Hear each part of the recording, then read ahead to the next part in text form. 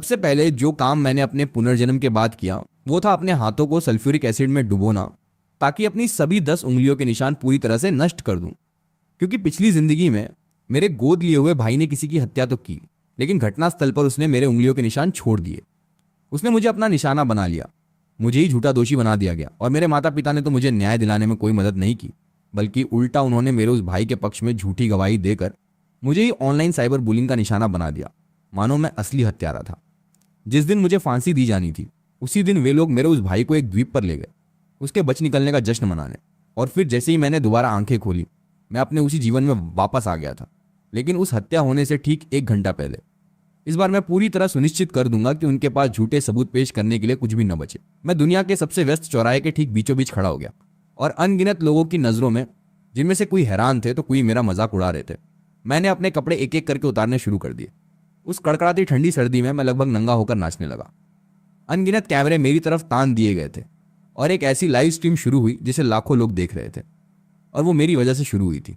तो परिवार वालों, थोड़ा ध्यान से देखना। नाचने के बाद अब मैं तुम्हें दिखाता हूं कि मैं एसिड से अपने हाथ कैसे धोता हूं। और दूसरी तरफ लाइव स्ट्रीम पर कमेंट्स की बौछार और भी तेज हो गई। लोग लिख रहे थे, ये साला पागल हो गया, अपनी जान की कोई कीमत ही नहीं है इसको, हद कर दी है भाई ने। जैसे ही मैंने आखिरी गाने पर नाचना खत्म किया, वहां मौजूद सिक्योरिटी गार्ड आखिरकार आ ही गया, जो शायद पहले भीड़ संभाल रहा था। उसने झल्लाते हुए कहा, जल्दी यहां से भाग जा, वरना हम तुझे पुलिस स्टेशन भेज देंगे। मैं मुस्कुराया और अपना पहचान पत्र उसके मुंह पर दे मारा। मैंने कहा, मेरा नाम सो युन है, मेरे पिता सो सेंजू हैं, जो सो ग्रुप के मालिक हैं। मेरी माँ इनानंग नाम की डांसर हैं, और मेरा छोटा भाई है कैंपस का चहेता सो सुसी।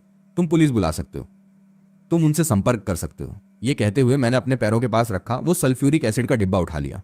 मुझे एसिड का ढक्कन खोलते देख वो गार्ड इतना डर गया कि ठीक से बात ही नहीं कर पा रहा था। वो बोला, तू क्या करने जा रहा है? अगर तूने किसी को नुकसान पहुंचाने की कोशिश की तो तुझे सीधा जेल होगी। पर मैंने उसकी तरफ ध्यान ही नहीं दिया। मैंने सीधा जमीन पर एसिड उंडेल दिया और फिर अपने दोनों हाथ उस पर रख दिए। मेरी त्वचा तेजाब से जलने लगी और हवा में मांस जलने जैसी एक बदबू फैल गई। दर्द इतना असहनीय था कि मुझे ठंडे ठंडे पसीने आ गए और मैं लगभग बेहोश ही हो गया था। लेकिन मेरे दिल की उस तसल्ली ने मुझे फिर से खड़े होने की ताकत दे दी। तब तक सारी भीड़ वहां से 3 मीटर पीछे हट चुकी थी। मैं अपने सबसे करीब वाले शख्स के पास गया जो लाइव स्ट्रीम कर रहा था, और उसके कैमरे के सामने अपने खून से सनी हुई हथेलियां दिखा दी।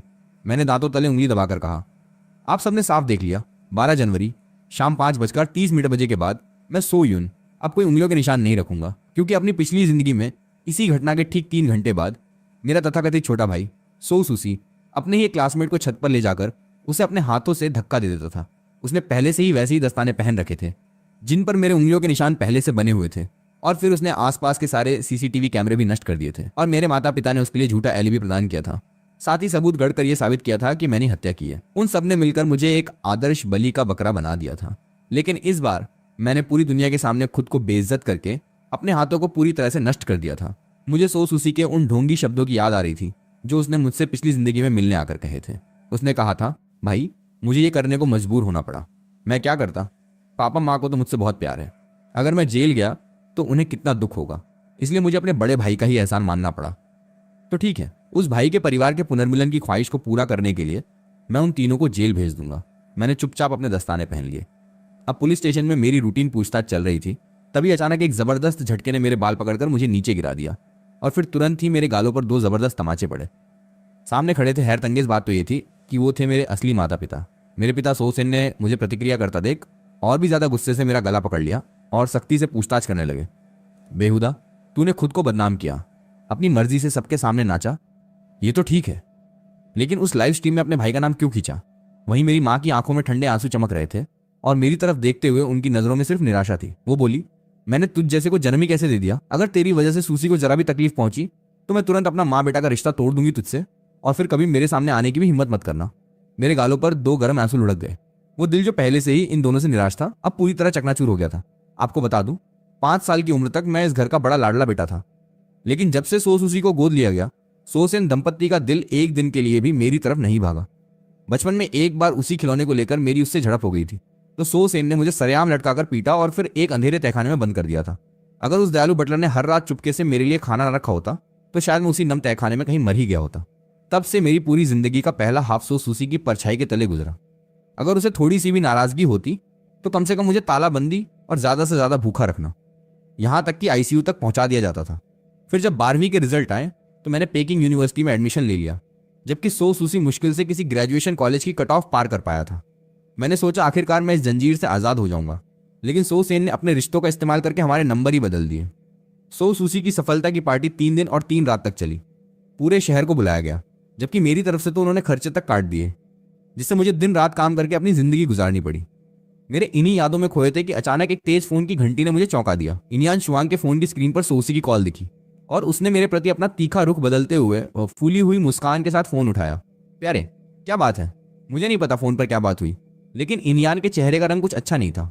उसने फोन सो सेन को थमा दिया और खुद मेरी तरफ बढ़ते हुए एक ऐसी मुस्कान बनाई जो उसे बहुत प्यारी लग रही थी। उसने कहा, यूनान, थोड़ी देर पहले तेरे पिता ने ठीक नहीं किया। माँ तुझसे माफी मांगती है। मैंने एक समुद्र के किनारे वाला होटल बुक कर रखा है। तूने खुद कहा था ना कि कब से माँ के साथ खाना नहीं खाया। आखिरकार वो दिन आ ही गया। पिछली जिंदगी में मैंने जिस पारिवारिक प्यार के लिए तरसा था, मैं बिना कुछ सोचे समझे उनकी गाड़ी में बैठ गया। समुद्र के किनारे वाले होटल के रास्ते में गाड़ी आखिरकार उसी इमारत के सामने रुकी जहां से उस बच्चे ने छलांग लगाई थी। वहां सो सूसी पहले से ही मौजूद था, एक गिफ्ट पैकेट लिए जिसे उसने मुझे फंसाने के लिए बड़ी सावधानी से तैयार किया था। लेकिन इस बार और कहा, मैं नहीं चल रहा, मुझे बाद में डांस करना है। इतना सुनते ही इनियान चीख पड़ी और उठी कि मुझे डांटे, लेकिन पता नहीं क्या सोचकर उसने खुद को रोक लिया और बोली, यूनान, बच्चों की तरह मत करो। माँ पापा ने तुझसे माफी तो मांग ली है ना। ये कहते हुए उसने सो सेन की आस्तीन खींची तो वो भी बोला, हाँ माफी मांग ली है। मैंने फिर एक और थूक सो सेन के मुंह पर लगाया और मुस्कुराते हुए बोला, मैंने कहा ना, मैं नहीं चल रहा। इस पर सो सेन ने जोर से मेरी छाती पर लात मारी। मैं करीब 1 मीटर दूर जाकर गिरा। मेरी पीठ एक सख्त संगमरमर के खंभे से जा लगी।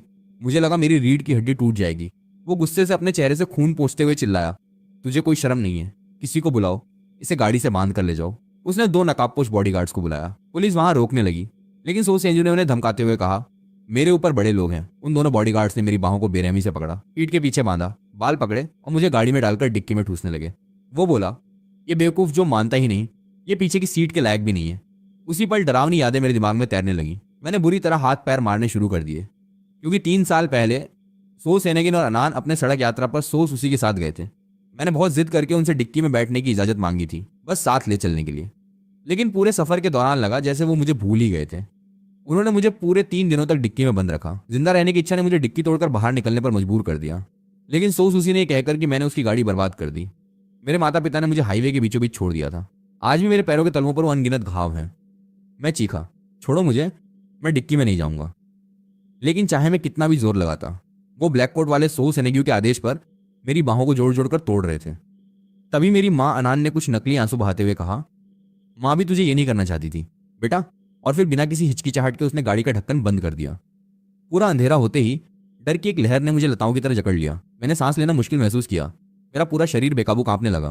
मैंने मनी मन ठान लिया, मुझे यहाँ किसी भी कीमत पर हार नहीं माननी। अगर मैं अब टूटा तो सोसी को मुझ पर वार करने का बहाना मिल जाएगा। मैंने अपने दांतों को पीस कर अपनी जीभ को जोर से काटा, जब तक कि मेरे मुंह में खून नहीं फैल गया। पता नहीं कितनी देर बीती। आखिरकार गाड़ी का ढक्कन उठा। रोशनी की एक किरण ने मेरी पलकों को छुआ। वहां सोसूसी हाथ पर हाथ रखे ऊपर से मेरी तरफ देख रहा था। क्या हाल बना लिए भाई? उसके इशारे पर बॉडीगार्ड्स ने मुझे बेरहमी से जमीन पर पटका और उसने अपने चमड़े के जूते से मेरे हाथ को कुचलना शुरू कर दिया। वो बोला, अगर तुम मेरे लिए अभी थोड़े भी काम के नहीं होते तो मैं इस कचरे से मिलता ही क्यों? इसके हाथ पीछे बांधो और ये कपड़े पहनाओ। उसके आदेश पर बॉडीगार्ड्स ने मेरी चीखों की परवाह किए बिना मेरे कपड़े फाड़े और मुझे वही कपड़े पहनाए जो सो सुशी ने हत्या के समय पहने थे। फिर सो सुशी ने मेरे पेट पर एक और लात मारी। अपने आप को संभाल, मेरे लिए काम करना तेरे लिए सम्मान की बात है। उसने मेरी गर्दन पकड़ी और मुझे कूड़े की तरह पूरी सीढ़ियां घसीटता हुआ ऊपर ले गया। कुल 128 सीढ़ियां थी। मेरे पैर नील पड़ गए थे और पूरी तरह घर्षित हो चुके थे। छत पर पहुंचकर उसने मुझे उसी जगह बैठा दिया जहां से उसने ईजिया नाम के उस साथी को धक्का दिया था। वो अपने संवारे हुए बालों को सहलाते हुए बेधड़क हैंसा। देखकर ही दिक्कत होती है, मरने के बाद भी तुम परेशानी खड़ी कर रहे हो। अगर तुम बलि का बकरा न होते तो मेरी मुश्किलें बढ़ जाती। मैं उसे घूर रहा था। मेरी आंखों में काली आग लगी हुई थी। मैं बोला, सो सुसी, तुम्हें पछताना पड़ेगा। उसने लापरवाही से एक नजर मुझ पर डाली। एक हाथ से मेरे बाल पकड़कर मेरा सिर पत्थर की सिल्ली पर पटका और दूसरे हाथ से 110 डायल कर दिया। जैसे ही उसने नंबर मिलाया, उसकी आवाज में साफ तौर पर रोने का एहसास था। हेलो पुलिस, मदद कीजिए, मेरा भाई किसी की हत्या कर रहा है। अब मैं पुलिस स्टेशन में था और मेरी कलाइयों पर हथकड़ियां गर्म हो रही थी। बाल बिखरे मैं लॉबी की एक बेंच पर बैठा था। इससे 10 मिनट पहले ही मुझे पुलिस की गाड़ी से उतारा गया था। तभी एक अधेड़ उम्र का व्यक्ति मुझ पर टूट पड़ा। तू मेरे बेटे को क्यों नुकसान पहुंचाना चाहता है? तुझसे उसकी क्या दुश्मनी है? तू इतना शैतान कैसे हो सकता है? उधर ईजिया की माँ की आंखें लाल थीं। वो कर्कश आवाज में चीख रही थी। मेरे आसपास के लोग भी मुझे जिंदा निकलने को बेताब थे। एक बड़ी मुट्ठी मेरे चेहरे पर आने लगी। मैं तुझे खून से नहला दूंगा। शुरू से अंत तक सो सुशी और बाकी 3 लोग एक तरफ खड़े ठंडे नज़ारे देख रहे थे। बीच बीच में ताने मारना नहीं भूलते थे। वो बोले, यून तो बचपन से ही ऐसा है, हमारी कभी सुनता ही नहीं। देखो, अभी अभी अपने भाई की बांह दबाकर उस पर नील कर दिया। इतना कहकर यान ने सोसी की आस्तीन ऊपर की तो उसकी सफ़ेद और नाजुक कलाई पर एक सिक्के के बराबर नील का निशान दिखा। मैंने पूरी ताकत से चीख कर कहा, तुम झूठ बोल रहे हो, सोसी ने ही उस लड़के को धक्का दिया था। मैं तो सिर्फ उसका बलि का बकरा हूं। लेकिन सो सुशी ने ऐसा अभिनय किया मानो उसके साथ कोई बहुत बड़ा अन्याय हो रहा हो। भाई, तुम मेरे बारे में ऐसे कैसे कह सकते हो? पापा, मम्मी और मैंने अपनी आंखों से देखा कि तुमने किसी की हत्या की है। ये एक अटल सच है। अब कोई मेरी सुनने को तैयार नहीं था। हर कोई मुझे एक बेरहम हत्यारा ही समझ रहा था। एक औरत ने मुझे पहचान लिया। उसने चुपके से अपना फोन निकाला और उसका कैमरा मेरी तरफ कर दिया। लाइव स्ट्रीम पर दर्शकों की संख्या एक ही पल में 10 लाख पार कर गई। कमेंट्स की बाढ़ सारी मुझ पर ही हमला कर रही थी। सब ट्रेंडिंग देखो। सो ग्रुप ने स्टेटमेंट जारी कर सो यून से सारे रिश्ते तोड़ लिए हैं। हे भगवान, जिन्हें सो यून ने पहले परेशान किया था वो सब बाहर आ गए हैं और उसके माता पिता ने भी मान लिया है कि उसने ईजिया को छत से धक्का दिया था। वो खुद देखने वाले गवाह हैं। ऐसे हत्यारे को तो मरना ही चाहिए। हाँ, सो यून मर जाए। गुस्साए इंटरनेट उपयोगकर्ताओं ने तुरंत मेरा अतीत खोद कर निकाला और उसे ऑनलाइन सरेआम मेरे खिलाफ इस्तेमाल करना शुरू कर दिया। यहां तक कि कुछ लोग खास तौर पर मुझ पर सड़े अंडे फेंकने और थूकने आ रहे थे। बिल्कुल वही सीन जो मेरी पिछली जिंदगी में बार बार दोहराया जा रहा था। क्या सच में मैं अपनी अपरिहार्य किस्मत नहीं बदल सकता? नहीं, नामुमकिन। मैं खुद को दोबारा बर्बाद नहीं होने दूंगा। मैंने अपनी पहले से ही लाल और सूजी हुई हथेली में उंगलियों के पोरों को जोर से दबाया। यही मेरा आखिरी दांव है। मैंने कहा, मुझे एक पुलिस अफसर से मिलना है। इंटरोगेशन रूम में कई बड़ी रोशनियां मुझ पर चमक रही थी। 2 पुलिस अफसर मेरे सामने बैठे थे। उन्होंने पूछा, क्या तुम अपने जुर्म खुद कबूल करोगे? मैंने साफ कहा, मैं हत्यारा नहीं हूं। उनमें से एक अफसर मुझे घूरते हुए बोला, अब तक के सारे सबूत तुम्हारी तरफ इशारा कर रहे हैं। अगर तुम अपनी गलती मान लो और अच्छा व्यवहार दिखाओ तो सजा में कमी की गुंजाइश बन सकती है। मैंने तुरंत जवाब दिया, अफसर, आपके पास जो मुख्य सबूत है वो है ईजिया द्वारा छोड़े गए उंगलियों के निशान। फिर भी आप कहते हैं मैं हत्यारा नहीं हूं। इतने आंतरिक सबूतों के बारे में आपको कैसे पता? संघ अफसर के पास बैठा युवा अफसर तुरंत बेचैन होकर खड़ा हो गया और मुझसे पूछताछ करने लगा। लेकिन मैंने उसकी उत्तेजना पर कोई ध्यान नहीं दिया। बस धीरे से सिर झुकाकर अपने दस्ताने उतारने लगा और फिर बोला, लेकिन अफसर संघ, मेरे उंगलियों के निशान तो 3 घंटे पहले ही पूरी तरह खत्म हो चुके हैं। अब वो मौजूद ही नहीं है। मेरे जैसा शख्स हत्यारा कैसे हो सकता है? मेरी हथेलियों को पूरी तरह छलनी हुआ देख अफसर संघ तुरंत उठकर खड़ा हो गया। क्या? इंटेरोगेशन रूम की तेज सफेद रोशनी मेरे खून से सनी और विकृत हथेलियों पर पड़ रही थी, जिससे वो और भी भयानक लग रही थी। युवा अफसर ने ठंडी सांस ली और बिना सोचे आधा कदम पीछे हट गया।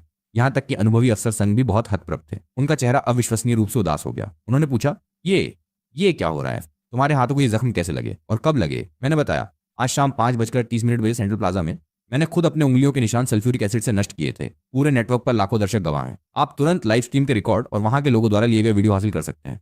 जब एसिड ने त्वचा की भीतरी परत को पूरी तरह जला दिया तो मेरे उंगलियों के निशान कभी वापस नहीं आ सकते। इस मुख्य सबूत के अमान्य होते ही पूरी तर्क श्रृंखला टूट गई। इंटरोगेशन रूम में एक भयानक सन्नाटा छा गया।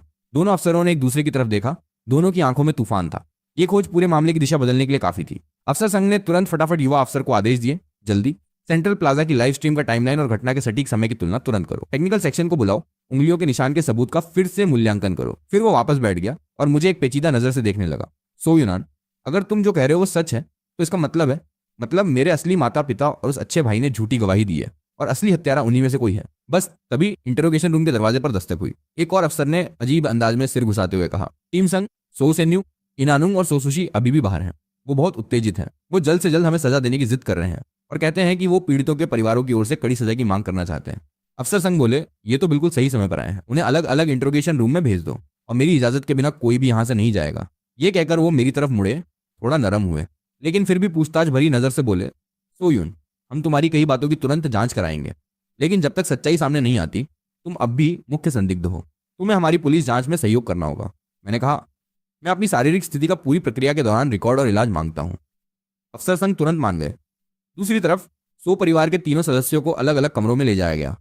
सो सुशी अफसरों से कह रहा था, साफ सबूत है, उस कुख्यात बेटे ने भी अपनी हरकतें मान ली हैं। आप किस बात की जांच कर रहे हैं? उसने हमारे पूरे परिवार को शर्मसार कर दिया है। माता पिता कह रहे थे, हम उसे सही तरह से पाल नहीं पाए। यही वजह है कि उसने इतना घिनौना काम किया। हम पीड़ितों के परिवारों को भरपूर मुआवजा देने की पूरी कोशिश करेंगे। लेकिन हर अफसर की ओर से एक ही जवाब था, मामला अभी जांच के दायरे में है। कृपया धैर्य रखें और जांच में सहयोग करें। धीरे धीरे समय बीतता गया, यहां तक कि अनियान को भी कुछ गड़बड़ दिखने लगी। उसने पूछा, अफसर, आप लोग क्या कहना चाहते हैं? हम तो गवाह हैं, संदिग्ध नहीं। क्या आपको हमें बंद करने का अधिकार है? हर बार जवाब था, कृपया धैर्य रखें। पुलिस की कार्यकुशलता बहुत तेज थी। सेंट्रल प्लाजा की लाइव स्ट्रीम, अनगिनत लोगों के मोबाइल स्क्रीन रिकॉर्डिंग्स और चश्मदीदों के बयान जल्दी से जमा कर लिए गए और सही समय भी निकाल लिया गया। यानी शाम 5:30 पर मैं प्लाजा में था, जबकि फोरेंसिक ने प्रारंभिक तौर पर अनुमान लगाया कि ईजिया परिवार की मौत शाम 8:30 के आसपास हुई। साथ ही फोरेंसिक ने मेरे हाथों की जांच की और पुष्टि की कि ये हाल ही में जहरीले रसायनों से जले हैं, त्वचा के ऊतक बुरी तरह क्षतिग्रस्त हैं और चोट लगने के बाद कोई वैध उंगलियों के निशान नहीं बन सकते। वहीं टेक्निकल डिपार्टमेंट ने घटनास्थल से लिए गए मेरे उंगलियों के निशानों का गहराई से दोबारा विश्लेषण किया। उत्तर जल्दी आ गया। निशान का पैटर्न असामान्य रूप से साफ और सस्ता था। उसमें दबाव के सामान्य बदलाव और त्वचा की बनावट की प्राकृतिक विकृति का अभाव था, जो कि किसी फिल्म या मोल्ड के द्वारा ट्रांसफर किए गए निशानों के लक्षण थे। सारे सबूत एक हैरान करने वाली साजिश की तरफ इशारा करने लगे। अफसर संघ ने प्रारंभिक सारांश रिपोर्ट देखी। उन्होंने अपने करियर में अनगिनत अपराध देखे थे, लेकिन पारिवारिक रिश्तों की इतनी दुष्टता और अपने ही बेटे और भाई को फंसाने की ये साजिश उन्हें भी ठंड लगने पर मजबूर कर रही थी। उन्होंने तुरंत आदेश दिया, सो सुसी पर पूरा ध्यान देकर पूछताछ करो और सर्च वारंट लाओ। सो परिवार के घर और सो सुसी के निजी सामानों की तलाशी लो। उंगलियों के नकली निशान बनाने के लिए इस्तेमाल किए गए संभावित सामान और औजारों को खोजो। इंटेरोगेशन रूम अब सो सुसी के लिए बदल चुका था। पुलिस की अचानक दबंग पूछताछ और एक के बाद एक अकाट्य सबूतों के सामने उसकी मानसिक दीवारें टूटने लगी। उसने कभी सोचा भी नहीं था कि उसकी सोची समझी फंसाने वाली योजना इस तरह बेनकाब हो जाएगी, और उसने तो ये भी नहीं सोचा था कि इससे पहले ही मैं अपने उंगलियों के निशान खुद नष्ट कर दूंगा, जिससे उसकी सारी मेहनत बेकार हो जाएगी। वो हकलाते हुए बोला, मैं नहीं जानता आप किस बारे में बात कर रहे हैं। निशान सो यूनसन के हैं। मेरे माता पिता ने देखा था। अफसरों ने सख्ती से कहा, सो जूनोन के निशान घटना से पहले ही स्थायी रूप से नष्ट कर दिए गए थे। घटनास्थल पर छोड़े गए निशान एक मोड़ से ट्रांसफर किए गए थे। क्या तुम अभी भी सच नहीं बोलोगे? नकली निशान बनाकर किसी को फंसाना एक गंभीर अपराध है, साथ ही जानबूझकर हत्या का आरोप। तुम्हें अंजाम का पता है? तब सो सुसी चीखा, मैंने किसी की हत्या नहीं की, मैंने उसे धक्का नहीं दिया, वो खुद ही फिसल कर गिर गया। बात निकलते ही उसे एहसास हो गया कि उसने क्या कह दिया। उसका चेहरा रुई की तरह सफेद हो गया। वो बुदबुदाया, अरे नहीं। अफसरों ने तुरंत दबाया, तुमने कहा था कि तुमने अपनी आंखों से सो यूनसन को किसी को धक्का देते देखा था, अब कैसे खुद गिर गया? क्या तुम घटना के समय वहां मौजूद थे? तुम और पीड़ित के बीच क्या हुआ था? इतने जबरदस्त दबाव और डर में सो सुसी का दिमाग पूरी तरह बिखर गया। वो रोते बिलखते हुए कबूल करने लगा, मेरी ईजिया परिवार से कहासुनी हो गई थी। उसने मेरा अपमान किया। मैं गुस्से में आ गया और उसे धक्का दे दिया। मैं सच में उसे मारना नहीं चाहता था। मुझे नहीं पता वो कैसे गिर गया। निशान तो पहले से तैयार किए गए थे। उसमें मेरी माँ ने मेरी मदद की थी। उसने कहा था, अगर कुछ गड़बड़ हो जाए तो सो यूनसन हमारे काम आ जाएगा। उसके नंबर तो अच्छे हैं, वो भविष्य में कुछ कर लेगा। अगर तू बर्बाद हुआ तो मेरी तेरे बाप की सारी मेहनत बेकार हो जाएगी। हाँ, मेरे माता पिता सब जानते हैं। उन्होंने ही मुझे ये सब सिखाया था। उन्होंने कहा था कि हम कहेंगे कि सो यूनान ने किया है और वो मेरे लिए गवाही देंगे। आप जाकर उन्हें गिरफ्तार कर सकते हैं। उन्होंने ही मुझे ये सब सिखाया है। मैं अकेला हूँ, आप मुझे गिरफ्तार नहीं कर सकते। रिकॉर्डर ने उसके हर शब्द को साफ दर्ज कर लिया। दरवाजे के बाहर खड़े पुलिस वाले हैरान थे। उनके चेहरे पर घृणा और गुस्सा दोनों साफ दिख रहे थे। वहीं सो परिवार के घर की तलाशी में भी एक बड़ी खोज हुई। वो सारे औजार जो सो सुसी ने नकली निशान बनाने के लिए इस्तेमाल किए थे, लेकिन अभी तक फेंके नहीं थे, मिल गए। साथ ही इनान और सो सेंजू के बीच मुझे फंसाने की साजिश के चैट रिकॉर्ड्स और सोसेन द्वारा कंपनी को जारी करने के लिए दिए गए ब्लैक ड्राफ्ट्स भी मिल गए। जब ये सारे सबूत सो सेन्यू और नियान के सामने रखे गए तो दोनों की प्रतिक्रियाएं हैरतअंगेज तरीके से एक जैसी थीं। पहले तो उन्होंने जोरदार ढंग से सब कुछ नकारा, फिर एक दूसरे पर दोष मढ़ना शुरू कर दिया, और आखिरकार अकाट्य सबूतों और पुलिस के जबरदस्त मनोवैज्ञानिक दबाव के सामने वो एक के बाद एक टूटते गए। वो बोले, मुझे कुछ नहीं पता था, मैं तो बस अपने बेटे के लिए परेशान था। उसने मुझे धोखा दिया है। सुसी ने बचपन में ही अपने माता पिता खो दिए थे। वो बहुत बेचारा है। सोयून के पास तो सब कुछ है। अपने इस भाई की थोड़ी मदद करने से क्या फर्क पड़ता था? किसे पता था कि कुछ ऐसा हो जाएगा? मैं कैसे देखता कि सुसी की जिंदगी इस तरह बर्बाद होती? हर एक बहाने के साथ कैमरे के सामने उनके चेहरे की एक बदसूरत छवि रिकॉर्ड होती जा रही थी। और इसी समय इंटरनेट पर भी तूफान मच चुका था।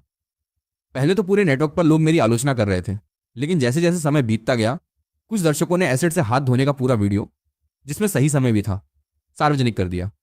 वीडियो बड़े पैमाने पर शेयर होने लगे। अब हर कोई सवाल पूछने लगा, समय मैच नहीं कर रहा है। उसने हत्या से पहले ही अपने निशान खुद नष्ट कर लिए थे। ये हाथ के जख्म इतने गंभीर हैं, इससे उंगलियों के निशान बन ही नहीं सकते। सोचने वाली बात है, क्या वो किसी को बचा रहा है? सो परिवार की प्रतिक्रिया बहुत जल्दी थी। क्या ये अपने असली बेटे के लिए व्यवहार है? वो तो दुश्मन की तरह दिख रहे हैं। उस सोसी को किसने पाला है? पहले स्कूल के फोरम में उसके लोगों को धमकाने के वीडियो थे, लेकिन सब पावर से दबा दिए गए थे। जनता की राय चुपचाप पलटने लगी थी। जैसे ही पुलिस के अंदरूनी सूत्रों से कुछ टुकड़े बाहर लीक हुए, खासकर सो सुसी के टूटने और माता पिता की एक दूसरे पर उंगली उठाने के कुछ अंश, जैसे ही वो ऑनलाइन आए, पूरे नेटवर्क पर हड़कंप मच गया। हैश सो यूनसन अन्याय, हैश सोसी हत्या केस, हैश दुष्ट माता पिता द्वारा नकली निशान धोखा। ये सब ट्रेंड्स एक सेकंड में टॉप पर पहुंच गए। जो लोग सबसे ज्यादा मेरी आलोचना कर रहे थे, उन्हें लगा कि उनके साथ धोखा हुआ है। उनका गुस्सा दोगुना हो गया और सुनामी की तरह 100 ग्रुप और 100 परिवार की तरफ लौटा। लोग चिल्ला रहे थे, जानवरों का परिवार है, अपने ही बेटे के साथ ऐसा कैसे कर सकते हैं। सो सूसी, बाहर आ और अपनी जान से भरपाई कर। दिलहीन कंपनी 100 ग्रुप को बंद करो। सो यूनसन से माफी मांगो। बाजार खुलते ही 100 ग्रुप के शेयर गिर गए। एक एक करके साथियों ने अपने अनुबंध तोड़ दिए। जनता की राय और अर्थव्यवस्था के दोहरे झटके ने उसे एक ही पल में झकझोर कर रख दिया। जब मुझे सावधानी से इंटेरोगेशन रूम से बाहर निकाला गया, हाथों के इलाज के लिए अस्पताल ले जाया जा रहा था, तो पुलिस स्टेशन की लॉबी में मेरी मुलाकात सो वाई, साओ, यासो और सो सुसी से हुई, जिन्हें अलग अलग एस्कॉर्ट किया जा रहा था। सो सुसी चिल्लाया, शैतान, तू तो शैतान है, तूने मेरे साथ चालबाजी की है, तू बुरी तरह मरेगा। लेकिन मैंने मन ही मन कहा, लेकिन अब जो मरने वाला है वो तू है जुन। मेरी माँ चीखी, अपने भाई को बचा, वो बचपन से ही माँ बाप के बिना है, उसकी किस्मत पहले ही बहुत खराब है, अब उसे जेल भी जाना पड़ेगा। जा, ई परिवार के माँ बाप से गिड़गिड़ा, उनके पैर पड़, भले ही वो तुझे मरने को कहें, तू मर जा, लेकिन सुसी को बचा। मैं मुस्कुराया और बोला, जी मेरी प्यारी और दयालु माँ, तुम्हें तो 100 पिता के नाजायज बेटे को पालना बहुत पसंद है। सो सुसी, वो 100 सैनिक और किसी औरत का नाजायज बेटा है। ये सुनते ही इनियान चिल्लाई, सुसी मेरा नाजायज बेटा नहीं है, इस राक्षस की बकवास मत सुन। हाँ, मैं पापा का नाजायज बेटा हूँ। कितनी बेवकूफ़ हो तुम, 20 साल से मेरे पिता के बेटे को पाल रही हो और हर वक्त अपने ही बेटे के खिलाफ काम करती हो। कितनी बेवकूफ़ी है। ये सुनते ही इनियान दिल तोड़ने वाली चीख के साथ सो सेंजू पर टूट पड़ी और उसके साथ झगड़ने लगी। साथ ही सो सुशी के बाल पकड़कर उसका सिर फर्श पर पटकना नहीं भूली। उनकी मारपीट खत्म होने के बाद मैंने सो सुशी और बाकी दोनों के कान में फुसफुसाया, पता है मैंने पहले ही अपने निशान क्यों नष्ट कर दिए थे, क्योंकि मुझ में एक मर्दाना भूत सवार है जो 2 जन्मों की नफरत लेकर आया है, खासतौर पर तुम्हारी 3 बेकार जाने लेने के लिए। सो सेंजू ने अपना सिर झटके से उठाकर मेरी तरफ देखा। उसकी आंखें डर से भरी हुई थी, जैसे पहली बार उसने मुझे अपने बेटे के रूप में पहचाना हो। जबकि इनयांग ने सारी ताकत खो दी और बेसुध होकर जमीन पर गिर पड़ी, फूट फूट कर रोने लगी। सो सुशी अभी भी बौखलाकर गालियां दे रहा था, लेकिन मैंने उनकी तरफ दोबारा मुड़कर नहीं देखा। मैं कदम दर कदम पूरी दृढ़ता के साथ पुलिस स्टेशन के दरवाजे की तरफ बढ़ता गया। दरवाजे के बाहर खबर पाकर पत्रकार मक्खियों की तरह जमा हो गए थे। फ्लैश लाइटें इतनी तेज थीं कि दिन का उजाला सा हो गया था, लेकिन इस बार कैमरे का लेंस किसी हत्यारे या पागल पर नहीं, बल्कि एक ऐसे पीड़ित पर था जिसे बुरी तरह फंसाया गया था और जिसने अपने अदम्य जज्बे से उस अन्याय को धो डाला था। सुबह की सूरज की किरणों ने बादलों को चीरा और मेरे पीले लेकिन शांत चेहरे पर रोशनी डाली। मेरा बदला अभी शुरू ही हुआ था। कानून उनके अपराधों का फैसला सुनाएगा और जनता की राय और किस्मत का फैसला भी उनसे बख्शा नहीं जाएगा। सो सुशी को जानबूझकर नुकसान पहुंचाने, झूठे सबूत बनाने और इस्तेमाल करने, झूठे आरोप लगाने और फंसाने आदि मामलों में सख्त सजा सुनाई गई। सो सेंजू, इनियान यांगसांग को झूठी गवाही देने, अपराध छुपाने, सबूत नष्ट करने और गढ़ने, झूठे आरोप लगाने और फंसाने आदि के लिए भी जेल हुई। इसके अलावा सो सेन पर व्यापारिक धोखाधड़ी और बाजार में हेराफेरी के भी बाहरी आरोप थे। सो ग्रुप दिवालिया हो गया और पूरी तरह इतिहास बन गया। हालांकि मेरे तरीके बेहद थे, लेकिन मेरा कारण सही था और इससे सार्वजनिक रूप से कोई गंभीर नुकसान नहीं हुआ। जनता की व्यापक सहानुभूति के चलते मुझे नरमी से सजा दी गई, जो सो परिवार के तीनों के अपराधों के सामने बिल्कुल नगण्य थी। मैंने अपने ही हाथों और एक पागलों वाले नृत्य से उस साजिश के जाल को पूरी तरह चूर चूर कर दिया था और अपने भीतर की असली आवाज को जगाया था। पिछले जन्म में वो फले फूले थे, इस जन्म में वो उन्होंने सब कुछ खो दिया है। कहा जा सकता है, जैसा करोगे वैसा भरोगे। कर्म की सजा कभी झूठ नहीं बोलती। अब मैं अपनी जिंदगी बड़े पर्दे पर उज्जवल और चमकते हुए जीऊंगा और अब कभी किसी के साये में नहीं दबूंगा और नहीं फंसूंगा।